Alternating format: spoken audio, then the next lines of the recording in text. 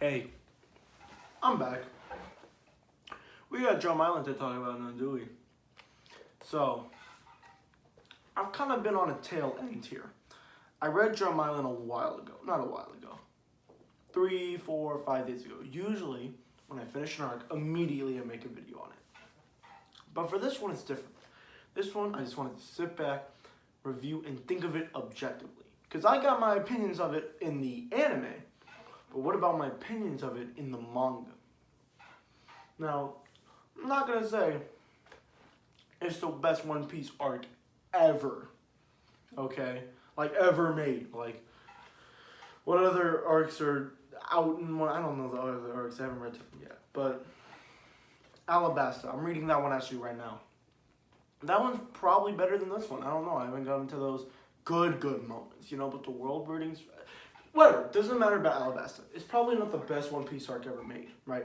Right now, to what I'm reading, it is the best One Piece arc, like, up to what I'm reading. This is number one, obviously. There's not even a competition. Baratie was fantastic. This is fucking fantastic, okay? It's a bit different, okay? You, like, add a word at the beginning of the phrase. You get it. But I wanted to look through this arc objectively because when I watched the anime, first of all, I bawled my eyes out when I watched the anime. Holy shit, that was, like, it didn't have to be that sad, but it still was. Like, what the fuck? What the fuck, man? Kind of rude. Making it that sad. I don't respect it. Okay? So, I thought the manga, since almost everything in One Piece is, you know, the manga's better, I thought that this shit was going to blow me out the wire. Spoiler alert, it didn't. I kind of, whatever I expected from it. I still cried. Obviously, I still bawled my eyes out. But I was kind of underwhelmed. And that's not a fault to the manga. That is not a fault to the manga. But I was just kind of underwhelmed. And I want to share my experience with that. So, before I talk about the good, because I'm going to be fucking dick riding this arc a lot throughout this video, let me talk about the bad. One, the way they introduced Dr. Hillowick is like kind of like weird. Like it's like he like burns down a house, complains that they didn't have any money, then traumatizes a child, sorry. And, like, we're supposed to root for him. And by the end of the arc, I did. He kind of, like, went up in quality, right? Like, throughout the arc, right? But in the anime, I had a good impression from him from the start. And I had an even better impression from the start. So, I don't know. Another weird thing in manga. Another two, it kind of drags on a bit, right? Because you know Nami's not going to die. Really, you know she's not going to die. They're not killing off Nami. Not after Arlong Park. They're not killing her off. So you know she's not going to die. So it kind of drags on a bit. Yeah, I want to see Luffy save her. And we get some really good moments in that too. But it's just kind of like, what do we do? Oh, let's just climb up the mountain. Okay, there's rabbits. Okay, but the rabbits come back and they're a danger and Luffy can't fight. And then Wapol shows up and he's like a threat to Luffy for like 5 seconds. And then he leaves and then Wapol shows up again. Another huge fault of the manga. Wapol's one of the shittiest villains I've ever seen in One Piece. Now, actually, I won't say in manga. Well, I would say in manga. I haven't read that much manga. Wapol is that there's just no reason for him to be there. He doesn't have any conflict with the story. Really. He doesn't do a single thing to make conflict in the story. They could have just added Wapol in the beginning with no devil fruit powers whatsoever, you know, make him uninteresting, and just blast him off, and nothing could have changed throughout the story. Absolutely nothing. If they just wanted to get like some quick, cool action, and you know, some tension in the final fight. And he's like surprisingly weak. Like he doesn't even do anything. He just like eats himself. Or like turns himself into a factory, and then like eats his like crewmates, and then they like ride on top of their shoulder. Like it's cool to show off the Rumble Ball with Chopper, and he has 7 transformations, and it's a cool way to introduce him. But make like a better villain. Just make a better villain. It's not that hard. Just do it. And I like what Wapol represents, right? He's literally just a roadblock as a villain. He is just an objective that the main characters have to get over, right? Throughout the arc. That's literally all he is. But good stories make that like obstacle or object or person alive. They make him into a character. Not just something the main characters has to pass over, but something that you can resonate with. You never resonate with Wapol. Actually, if you do resonate with Wapol or relate to him in some way, you should probably go see a therapist. That's not a good thing. All I'm going to say is, but I've kind of shit on this arc more than enough. I mean, objectively, whatever. Wapol's an ass villain, but the arc's amazing. Let's go on to the good. The one thing I'll say was really good, not just one thing that was really good, but something that was really good was Chopper. The way they introduced Chopper and the way he was kind of characterized and stuff was fucking amazing, okay? In Syrup Village, when Usopp was, being introduced, they focused on him a lot because they focused on his childhood and all this other stuff, right? And you focus on Usopp, but he's also just like, but they kind of like just tell you. I know I have this big gripe on telling you, showing you, but they're kind of just like, Usopp was very sad. They kind of just show you, or tell you like Usopp's life. In this one, they kind of just unpacked it in one scene and then it's over with, right? But in the manga, it's like, you get to, oh, who's Chopper? You get to know him. Okay, this happened to him, then this happened to him, then this. It's spread over throughout the arc. And I really admire that. Because when something is spread over throughout the arc, it doesn't feel like they're just handing it to you, you know? You get tiny pieces of information. And the mangaka doesn't treat you like you're stupid. He understands that you can, as a reader, remember things. So he relies on that. He hopes that you remember things. So there's foreshadowing that you can, see what happens when you read it a second time, which I did. I did read the arc the second time. Hold on. I need to show you something. I just remember this happened. I don't remember what volume. I really don't. Maybe it was this one. There's a scene where they literally mention, I don't know if it's at the beginning.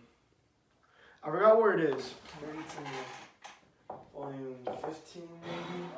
They literally reference Skypiea. I'm not joking. They just, reference, hold on. This is basically pointless. I just wanted to see if I could find it.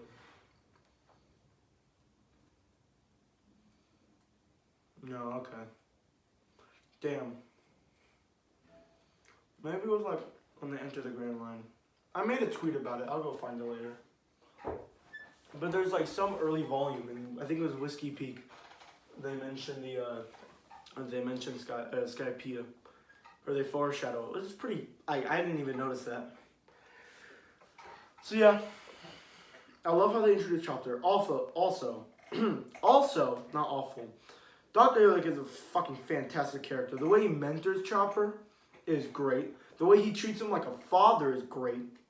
And the ending scene where Hillowick is about to die, the part that got me the most was when, so before it, Chopper went on this grand adventure, which it's believable that Chopper would do that, because he loves him. He hasn't had anyone else that he's loved before him, and he finally does. He loves him, right? So of course he would go on this grand adventure to save him. So he does. He gives him the mushroom, and obviously he eats it because he doesn't want Chopper to feel bad. And he goes up to the tower, right? And he's like, I've come to save all the doctors. And we get this scene. This scene is perfection. They did it better in the manga, I gotta say. There were tiny little bits and pieces in the manga that they didn't put in the anime for some reason. And for some reason, they just did it so much better. Maybe I have to rewatch that scene. It's just though I'm gonna go throughout the entire scene. Hold on. Look at this. I'm going throughout the entire scene. So it starts right here. Chopper's running. We see a cold abyss, right? Cold. This is the country of Drum Island. He's still running. You can see huff, puff, right? And the wind's blowing. And this was before when he asked, when does a man die? It says, is it when he's shot in the heart with a pistol? No. When he's stricken with a deadly disease? No. Made from a deadly mushroom? No. And as you can see here, oh wait, no, it's when he eats soup made from a deadly mushroom. And while he's talking like this, you can see the background of him, that tiny man, telling this giant speech with all these big words. And right here, you can see that he's running. The people are trying to stop him, but he's keep going. You turn the page. And Wapple's screaming. We get back into reality right here. Wapple screaming, to fucking kill that man. Why wouldn't he? And you still see him, this tiny little speck of a man with his words so bigger than him and bigger than Wapple too. And he says, stop. And he goes, you can't kill me. Forget it. Which is fucking perfect line. Think about it. Oh, wait. I'm doing this backwards. I'm a fucking dumbass. Forget everything I just said. We have this page. He's running through the snow. When he's from Deadly Soup? No. We go here. We see Chopper still running. He's super desperate. The snow is flying into his face. We see the people trying to help him. And we see her sitting there. Dr. Kurina. I think that's her name. And he says the fucking beautifulest line. He is forgotten. It's when he is forgotten. And she's still sitting there. And you can see his breath slow, he's breathing heavily. Not just because of the amputation, but he's about to die, right? And we get, and even in this shot's one of my favorites. It's just, it shows how lonely it is. She's not saying anything. She's sitting there thinking. And he says, in the alien heart, I may disappear, but my dream will live on. And the alien hearts of the people will be healed. And we see Dalton at the start gasp. And how does this relate to? How does this kind of foreshadow the next one? You saw Dalton crying. And he goes, and before we even see that Dalton cry, he goes, why the tears, Dalton? With this beautiful cover shot right here. And he goes, soon. And he goes, someone will continue my work. He starts laughing. And that's crazy to everyone. And he goes, and Wapple, obviously being an asshole, ruining the moment. And this is my favorite fucking scene in the whole, in One Piece. In One Piece, he goes, soon a monster will appear. Don't hurt him. He's my son. And we get this beautiful shot where he's sitting there with all the army men in the castle. And we hear his thoughts and he goes, don't worry, Chopper. Your mushroom didn't kill me. And he's sitting there in the castle, drinking, having fun, smiling. And Chopper's still running. I turned the page to the wrong page. And then we get this scene. Your mushroom won't kill me. And we go to the top here and he goes, and what a life it was. And he starts laughing. And he drinks his, goes, you old quack, goodbye. With the symbolism right here that they're both drinking their sorrows together.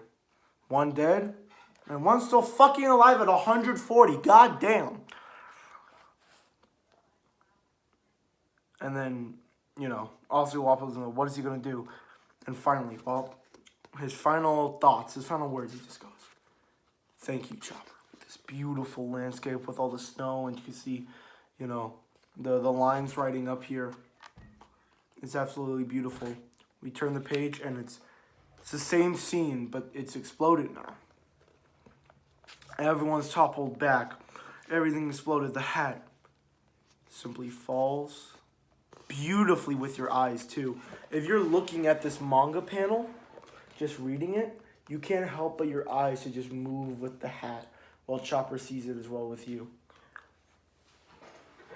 And obviously, let me see, Wapple laughing at him, right? And Chopper's getting fucking angry, right?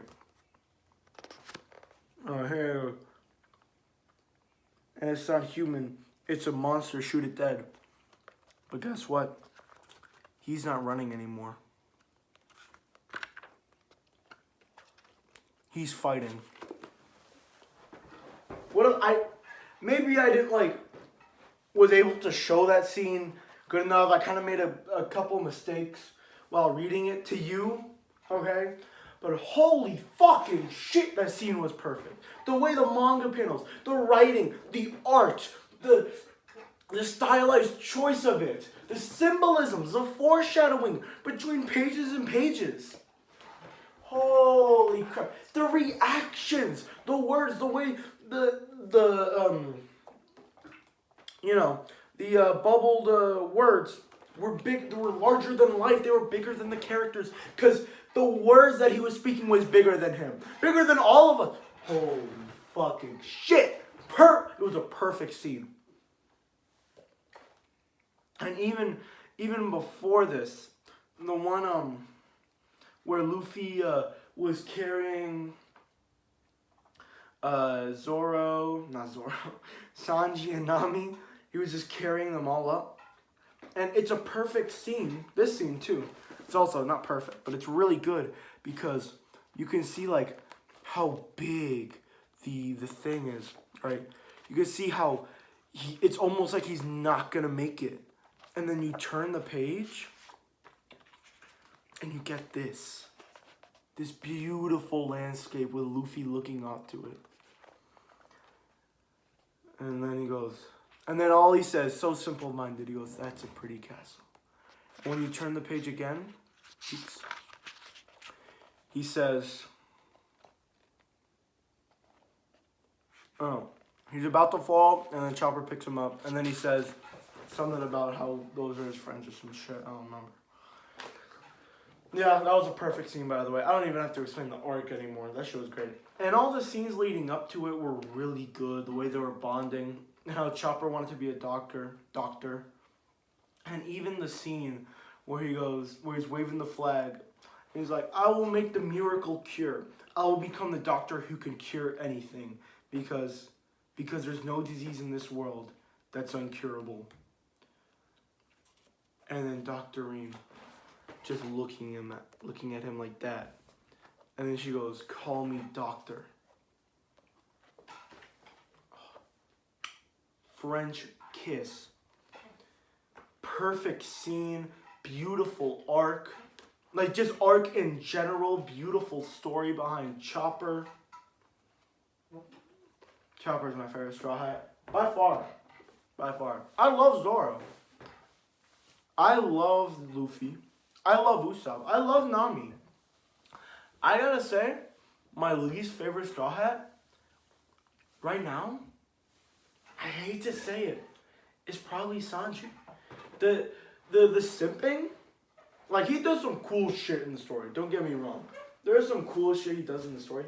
I just can't get over the simping. It's just so distracting. I mean, it's funny sometimes, but it's way too distracting. Alright, that's all I gotta say. This arc was beautiful. Next I'm doing Alabasta. I mean, what's more to say? That's all I got to. Woo! That was a nice crack. You hear that shit? Maybe. I don't know. Alright, I'm gonna go. Thanks. Bye.